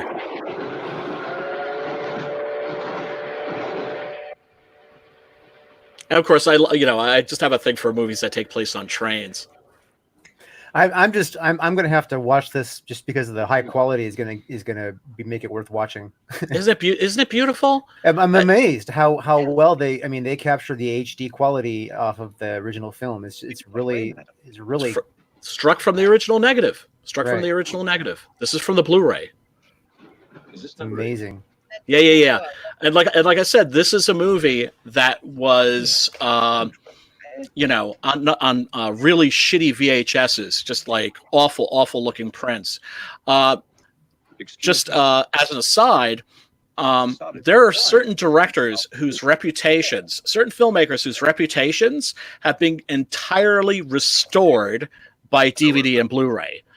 Lucio Fulci was largely thought of as a tasteless hack. And that's because his movies, Gates of Hell, aka City of the Living Dead, Zombie, House by the Cemetery, these were films that were lurid horror movies, and they were released on VHS, and they looked like shit. And so once they started coming out on DVD, now Fulci's declared a genius. No, that's because they had to like bastardize the movie to fit into standard definition for VHS, right? I had to crop them, a pan and scan. Right. We're living in it's such a great time to be a horror movie aficionado and a horror film collector. Yeah, I pre-ordered this sucker. Then you found out it was free on YouTube. Oh no, I gotta have the analog copy. I'm an analog brother. And this is streaming a lot better than Netflix, isn't it? Yes. Well, no, I figured out how to solve that problem. Oh, okay. Yeah, and I also figured out what was going on with the remember I had trouble hearing you last time? Mm-hmm. Mm-hmm. It was the sound driver on my computer. I switched it for an older one, and gotcha. Works beautiful now. So excellent.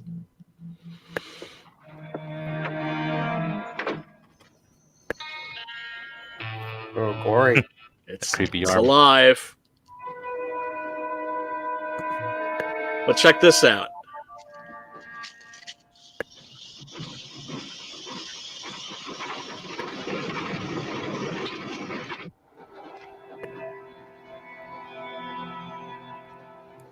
Ah, that's right.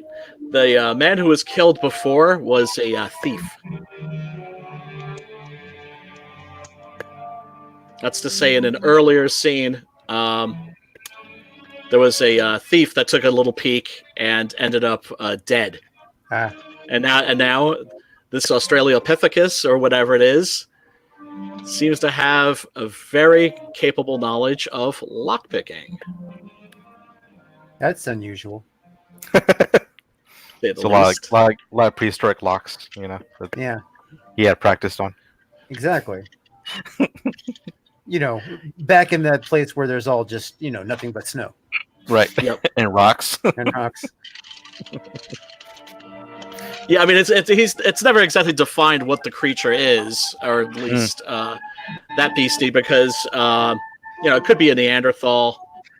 Yeah. Australopithecus. We just know that it's like an ancient humanoid. You would have to be familiar with that kind of lock to have been able to do that. Absolutely. Oh, and he's got red glowing eyes. One red glowing eye. He's the Terminator. Yeah. He's a brain sucker, is what he is. He's from the future. That's what it is. That's the thing. He's the Terminator, the original Terminator. He's frozen. It's a little fuzzier. He's frozen. He was sent back to a different time. They were all fuzzier back then. Yeah. He was trying to go back and get, Sarah Connor's great. Gotcha. And now the monster is free on the Trans-Siberian Express. Mm-hmm. Hell on this train. Yeah, the Rasputin figure here is serving a pair of Russian aristocrats. Did we just bastardize a classic with a freaking Terminator movie? No, the original Terminator is a classic. This is a classic too. This is a cult classic. But it is actually an exceptional film. I actually do like this is just a genuinely well-made and genuinely scary horror film. I am definitely impressed by the quality of the camera work and lighting, and I mean, do you want to jump ahead to Telly Savalas? Tell me, Pujardo. Yes. Which do you think I should wear for the Englishman? The red or the blue? Yeah, and he's in love with the Contessa. It's different. Now you see, that's a miniature, but it looks great. Very clever use in this of a combination of actual train shots cut with miniatures. The Italians at this time were really just incredible with special effects. Ooh, what was that? Here we go.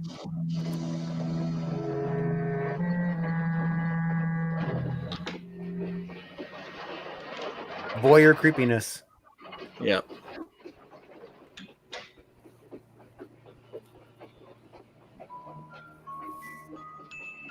Should be mentioned that she's a thief too. A lot of thieves are on and around the Trans-Siberian Express.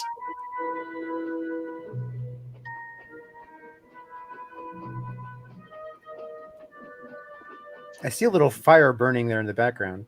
Mm-hmm. Yeah, it's a little stove. I'm telling you, man, on the restored version of Night of the Living Dead, you can make out all of these little tiny details that you couldn't see before. Yeah. Like the radio dial and everything. It's incredible. That makeup work is not too bad. No, it's very good, actually. Like I said, the Italians, right at this point, were just killing it with horror films. Really was a golden age of Italian cinema. I wonder why it all stopped. American movies. Because they, people just would rather watch the Avengers than, something that's homegrown. Italian television is still a thing, but Italian cinema, sad to say, not.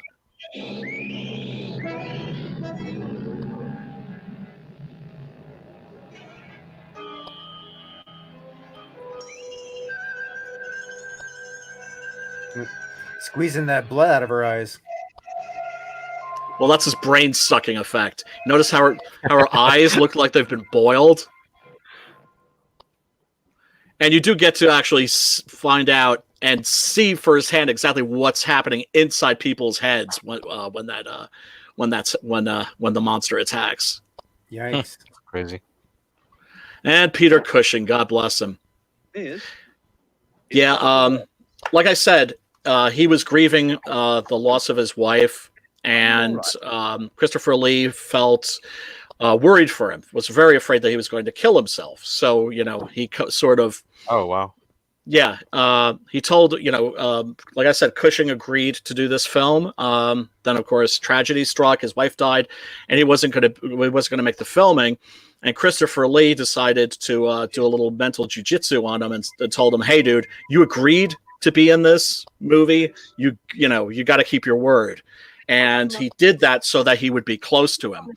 So while they were making this film, there's very much a sense of Christopher Lee almost kind of having his arm around his friend Peter Cushing.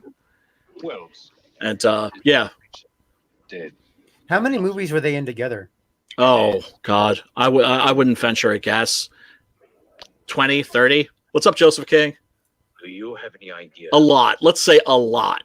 And this is the only film, I think, where they've actually played characters that aren't adversaries, where they're not cast against each other. Wait. So how many movies have they been in? You don't have a count? Come on. Off the top of my head, no. I'd have to do a Internet Movie Database or Google that. You know, which I try not to do. I do just try to like, work off the top of my head. Finally stumped you. Hey man, you're the one that always says that I'm like the trivia master. You are, dude. You like? Yeah, I would never give myself that title. No. I'm just you know, a horror movie fan. Used to read lots of old monster magazines and stuff, and well, you know, and you remember it. You remember, and I remember it. Yeah, because to me, it's something I'm passionate about. Yeah. How do you think trivia masters are born, dude? I mean, geez. No, it's very true. That's very true.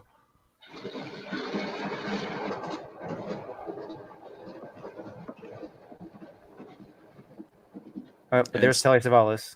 No, that's not. Oh, you see with the mom. Oh, yeah.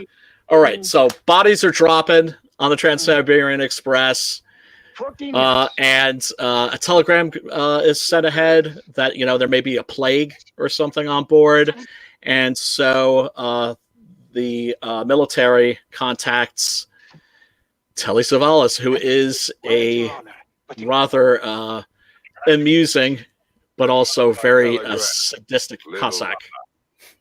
And he's going to stop the train and hop on board and sort that shit out. On your feet, everybody. Outside, full pack. Even though I still believe in God, I don't like to be made a fool of.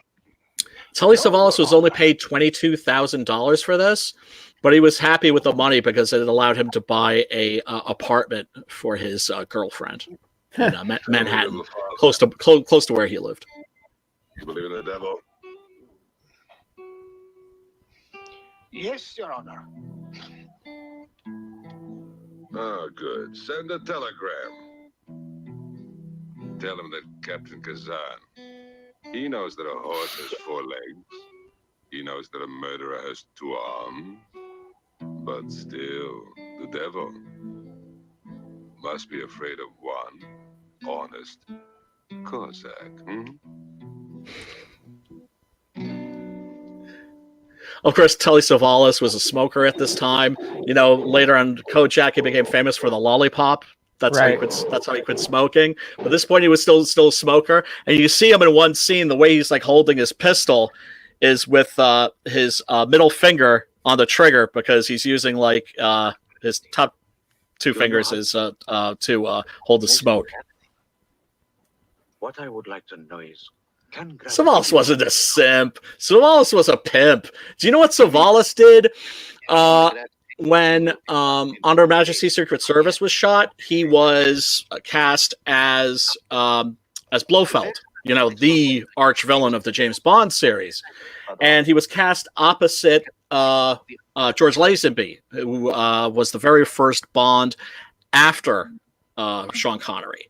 And he wasn't even an actor. He was like a male model who sort of like tricked his way into the part. And Telly Savalas was just like, told him like, "Hey kid, come join the card game." Cleaned his ass out. Took every penny. Took all of his James Bond money. Just hustled him. And the director ended up telling Telly Savalas to give the money back. He's like, "Come on, man, you hustled this kid. Give the kid back his money." So yeah, Savalas, pimp, not simp. And we noticed that this fellow now has a rather hirsute hand. No, you don't understand. If he was a simp, he would have moved her in to his own crib.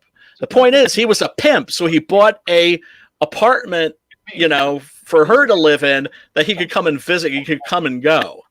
Came to the earth and kick her out of it. She didn't want to kick her out, So who knows how who knows how many apartments he had for how many girlfriends? I don't know. Some dudes are just like that, especially if they're married. Yes. And this thing from another planet survived the fossil, then came to life again. Exactly. Go on, Professor. The animal that you shot was only pimp with some tendencies. To another. I think we can settle on that one. I still strongly disagree, but that's classic. I'm still kicking myself in the ass for not buying the LP version of his record. You know, he released a record in the 70s. I remember seeing it like in like the bargain basement bin for like $1, and I didn't buy it. I'm still kicking myself in the ass. Two of you together, that's fine. But what if one of you is the monster? Monster? We're British, you know. Classic line. It's great that you landed on that. And Peter Cushing rocking the 12 gauge. You must have seen something. I told you I was asleep. Who's the hot actress? This one. He knew about the white eyes. Let me check. When you fell asleep, I'm gonna have to look. Silvia Tortosa. Exceptional. Yeah, it's lovely, isn't she? Yeah, exceptional. Mm-hmm. Yeah, she's a Spanish babe. We did the lights were on. And evidently in a bunch of movies I have never seen. So this is, I believe, is her only genre effort.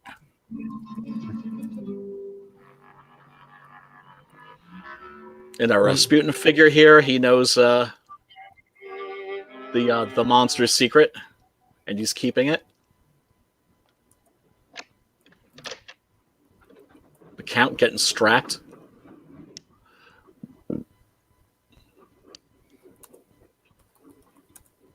Inspect. The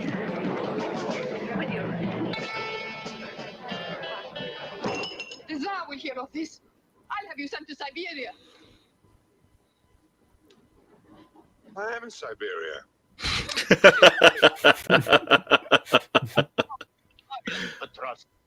Oh, Your Excellencies, I'm sorry.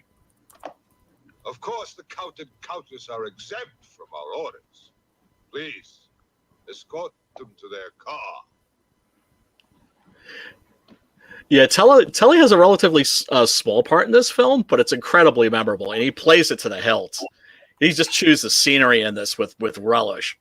There's virtually nothing he's in where he doesn't like own the screen when he's on it. Absolutely. Had real panache and presence. I'm an American, and I'm not accustomed to being bullied by foreigners. That man, he's the one who wouldn't let us get off the train. He's responsible. Bitch, you're in Russia. You're the foreigner. Exactly. Or Italy, really.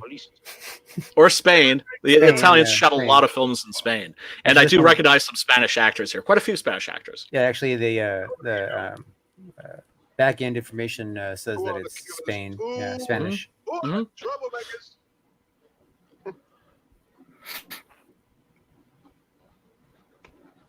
And of course, virtually all of the Italian westerns were shot in Spain, in Almeria to be exact. Don't worry, I'll smoke them out. What's he raving about? Oh yeah. No, if he tried an accent, it would have been ridiculous. You English believe in free speech, don't you, huh? Certainly. If instead of babbling nonsense, you'd investigate this properly. Oh, this is outrageous. Oh. So, you're a police inspector, huh? Yes, Captain. Mirov is my name. Mirov. Oh, Mirov. That's a good Russian name, Mirov. Tell me, Mirov, what do you know about all the filth that's going on here, huh? Filth? Oh, come on, Inspector. Certainly know what I'm doing. What I love about his performance here is he starts out kind of funny, even charming, and gradually turns more and more sinister. Yeah, I love the makeup work they have on Rasputin's face. It's virtually hard to see. I mean, it's like I know it's there, but I mean, it really is not. That's good obvious. makeup. Yeah. I will put a curse on your heads. He has the evil eye. Huh? There he is. See where his trigger finger is and where the smoke is?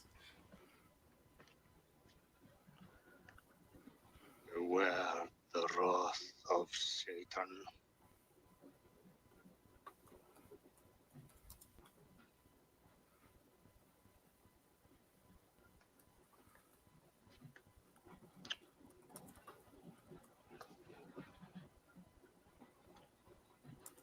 Cool, huh?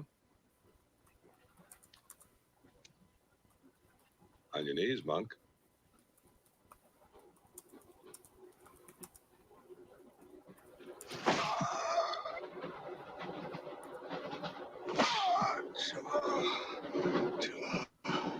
And now he's not merely just sinister. Now he's just outright sadistic. What is this monk dude remind me of Ray Liotta? See, he reminds like every horror fan of Paul Naschy. In fact, horror fans, when they watch this movie, often mistake him for Paul Naschy.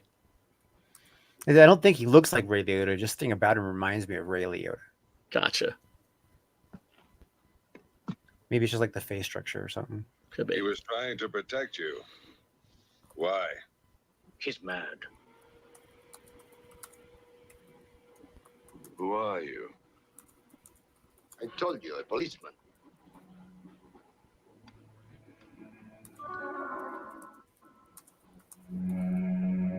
And shit's about to get real.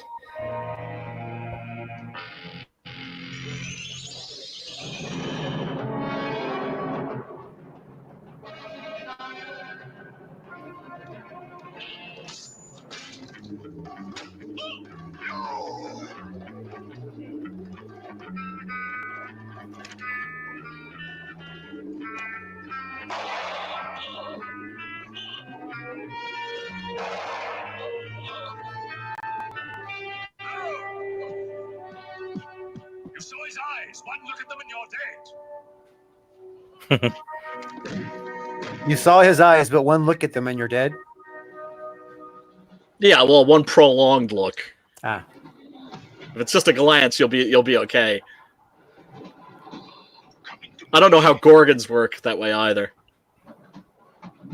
Thine is the kingdom and the power and the glory. Yeah, so now our Rasputin figure here believes that he is in the presence of the devil himself and gives himself over to him. Of course. Body and soul. Right.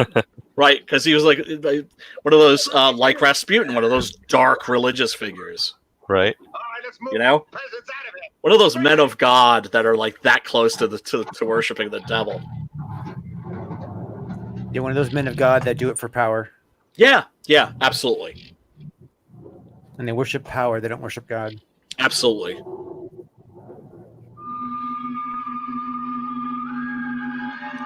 And here we are seeing how the entity that was in the fossil and then went into this other fellow and is now going into the monk, how it has survived all of these centuries.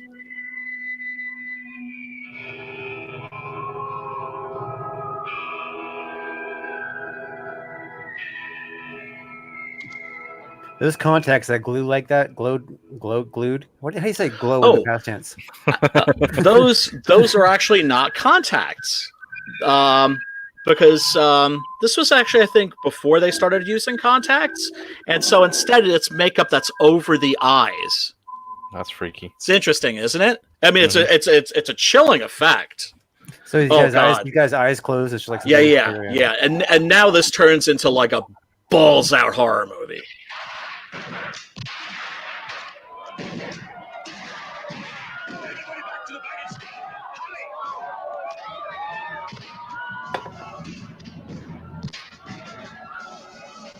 This is a great scene, and then there's one at the end, at the very end. That's just a, like I said, straight up nightmare fuel. Well, we definitely have to catch that. Yeah, it's great. Hey guys. Yeah, what's up? I gotta drop out. Hey, yeah, no worries, Scott. We always run everybody work out. tomorrow. So. Scott, it was a pleasure meeting you. Your comic Chaotic Flux looks like it's fire. And I look forward to seeing it meeting its goal and surpassing it. Thank you, guys. Working hard to get there. Don't worry, we got you. Thanks for having me on. And You got it it, was man. really nice meeting you guys and hanging out. It was a lot of fun. Yeah, definitely, man. Hey, and everybody, back chaotic Flux. Most definitely. Is there a link in the description? Yes, there is. Excellent. And I will put another link in the chat. Bitchin'. Awesome. Thank you. You got Good it, night, man. guys. Anytime. Good night. Hail, man. Have Take fun. care.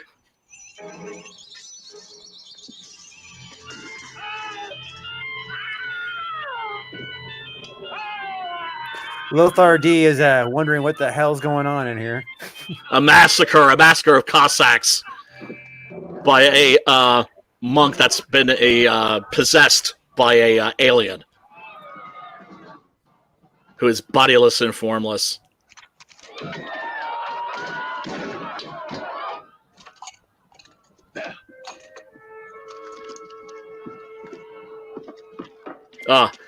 Yeah. My favorite scene is coming up where they kick some serious ass.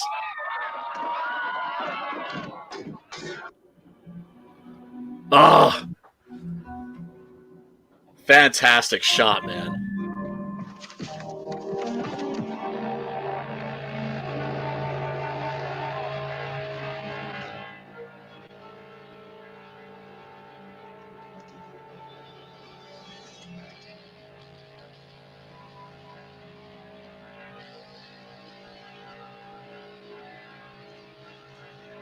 Yeah, I think his Cossack saber isn't going to do him much good here.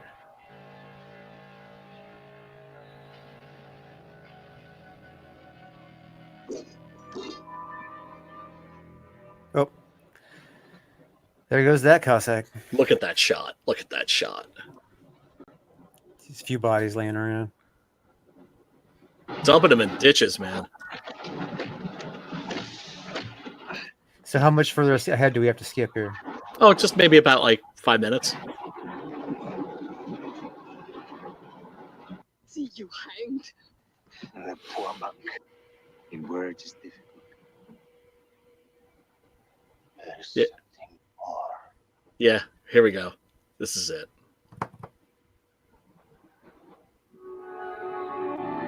Christopher Lee has cornered the monster, and the monster has pleaded his case. And Christopher Lee's character found his case wanting, and so he's playing the very last card he has. Was and that a horrifying was that Peter card it is? Was that Peter Cushing right there in the? No, Peter Cushing doesn't bite it in this. Yeah, he's bringing them all back as zombies.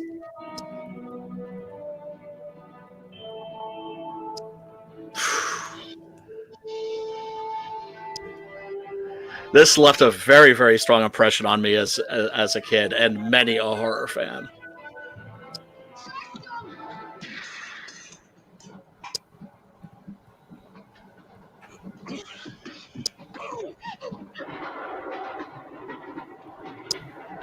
So she had a big career in Italian movies, you say?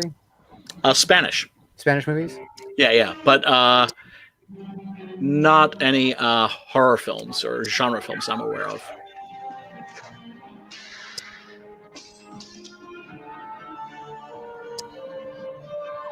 Yeah, I mean, so they have to. She's like Sophia Loren hot, so that makes sense. Yeah, man. Yeah, man. Claudia Cardinale.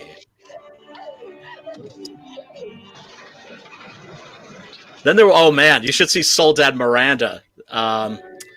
She was a actress that was in a Spanish version of Dracula with Christopher Lee, and he said that she was so hot she's the only woman like co-star that actually made him shudder. Now, that was a neat little trick, the way they did the sword puncture. Oh yeah. Ingenious. Yeah. Well, I mean, just you know, there's so many just these like simple old effects that they're still effective. Yeah, they still communicate the message. They're still gory, but they're not showing the actual. Right. And it's so much better than seeing like, oh god, like CGI blood. CGI gore, that's the worst.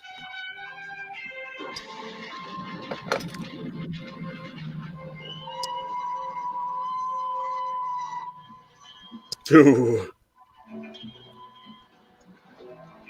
Okay, that's creepy as fuck right there.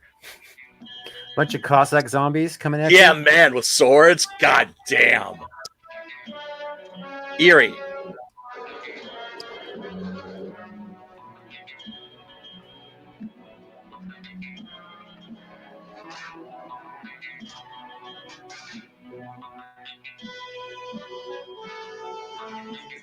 Sacristan! Thank God! Stand back, please. Make room. Didn't he just do that? Oh, okay. They had to come across. So Well, yeah, he had given them up for dead.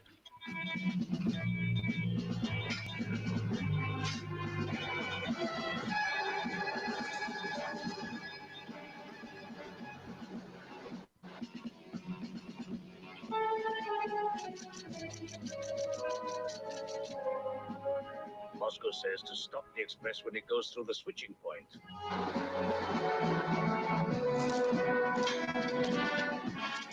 Hey, that means killing everybody on board.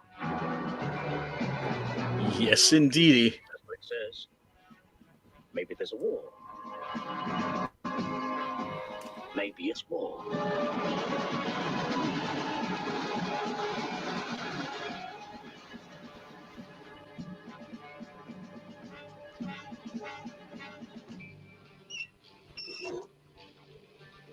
And so they are going to divert the train off a big fucking cliff. Well, it's just convenient they had the track set to do that. I know. I love it.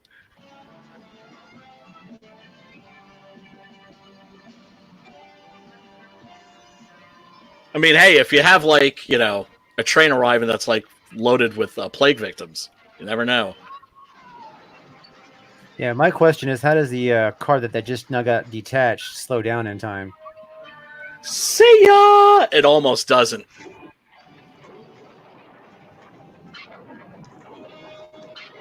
A little toy train.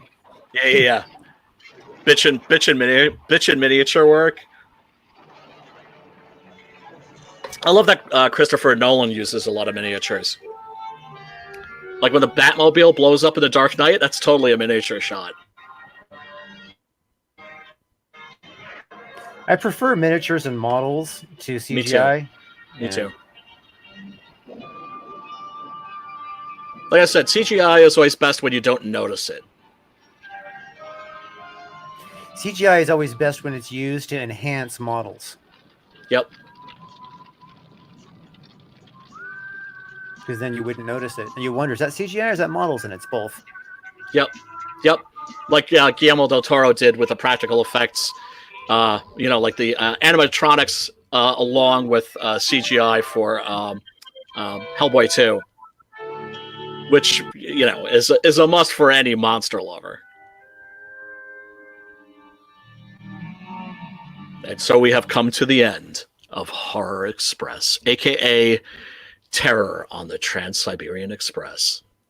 That was fun. I mean, obviously, I'm gonna have to go back and watch that thing from, you know. That was... I'm telling you, man, it's a classic. It's a really good movie. It's one of those films that. Like when I've shown it to friends of mine, they're always like, wow, that was like a lot better than I expected it to be. You know, it's like, because of course, you know, this was made in the era of like the trash horror films. And, you know, a lot of trash horror films are, well, trash. But that one is just is exceptionally well mounted. It's got a great cast. Special effects are great. The story is excellent. Everything. It has all the elements. And, of course, it has at least 2 or 3 moments of, like, genuine dread. Yeah.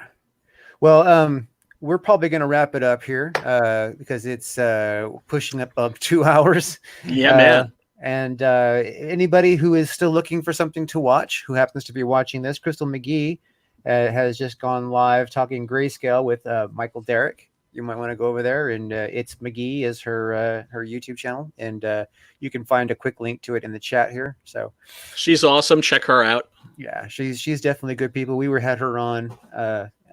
And we'll probably have her on again because she's also a horror fan like the rest of us. So, yeah, baby. Yeah.